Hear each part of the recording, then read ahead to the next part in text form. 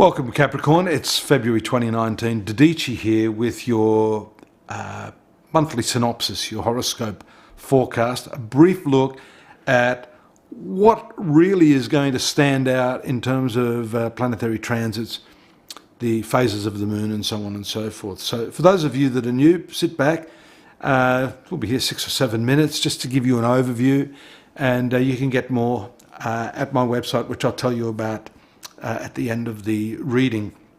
But this month's about money making, creative money making at that, with the Sun, Mercury and the new moon all taking place in the second house of Aquarius for you. So it's interesting, Aquarius is a very rational sort of sign, so it gives you quirky new ideas on how to make money. The new moon there on the 5th is particularly important. It really focuses a lot of energy, emotional energy, creative energy. And for you, because the moon is ruling your marital and partnerships sector, it's a collaborative, creative money-making month. So you need to pool your resources with those people you trust, those people you know have great ideas, and come up with some ideas that are practical for making money, but at the same time can give you that sense of fulfillment through the way that you earn money. This is not going to happen, Capricorn, if you are stuck in money for money's sake. And that is a danger being born under the sign of the goat. If you've been a follower of mine for some years, you'll know that I refer to this quite a bit, and I talk about one's value system really being more important than the money one makes. In fact, there are other resources that you'll discover this month through your being affected by these transits. There are other commodities that are sometimes more valuable than money. There are many, many wealthy people who have all the money in the world but become prisoners of their own making, and find, for example, that communication, time, these are the resources that become difficult to access. So it's important for you to draw that distinction and to use the new moon to maybe shift your mental attitudes to what the concept of money is, how you make money, what it is that you're doing to make money. That's been a very strong theme of mine. You know, with the continuing transit of Saturn through your sun sign, your ruler, you feel strong in yourself. But as I said to a couple of the other star signs this month, we become habituated to the way in which we do things. So this month is about breaking those patterns, thinking up new creative ideas in which you can emotionally invest yourself into that work. And it should be lucrative for you. The transit of Mercury is particularly fortunate for you, being the ruler of your 9th house.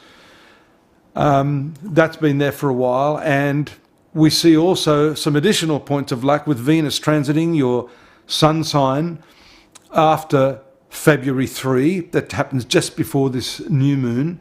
So that confidence is there. Venus makes you more socially adept. It makes you more inclined to reach out to others and to collaborate, as I said, with the Sun, Mercury and the new moon in your 2nd house. And the moon ruling your collaborative ventures, marital life. This could even be your spouse or long-term lover being part of your business plans. At least discussing that, because Mercury is all about discussion, communication and sharing these ideas. So I think that's useful for you.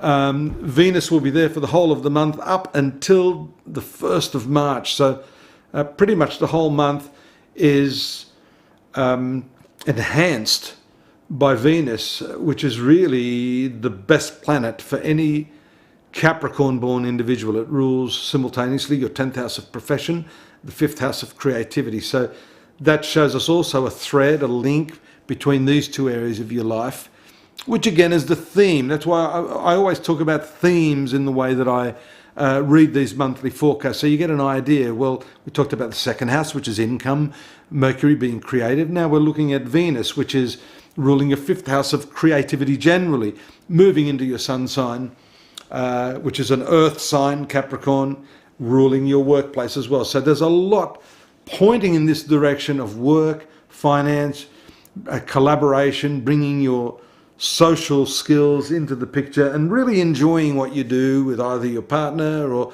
people generally. So that's excellent.